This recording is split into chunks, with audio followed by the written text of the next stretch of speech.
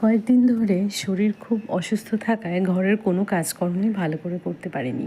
ভালো করে কি? করতেই পারিনি। ঘরের কোণায়, কোণায় ধুলো জমে আছে। তাই ভাবলাম যে আজকে একটু সুস্থ বোধ করছি যখন, তখন ঘরটা একটু পরিষ্কার পরিচ্ছন্ন করি।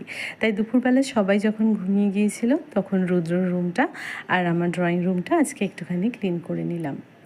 এই ঘরের দায়িত্ব যাদের ওপর থাকে তারা যদি বিছানায় শুয়ে পড়ে কোনো কারণে, তাহলে ঘরের কেন্দ্রটাই কেমন নড়ে যায়, তাই না?